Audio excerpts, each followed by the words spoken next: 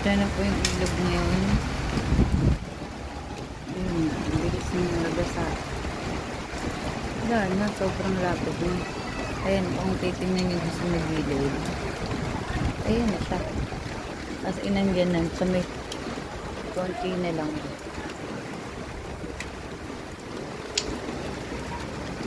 Yung mga bar namin nire-resto nila yung mga alaga nilang hayop. Ayan, kapatid ko yung isa dun. Kuya ano, isang dangkal na lang! Dito pa ba? Paulan ng paulan.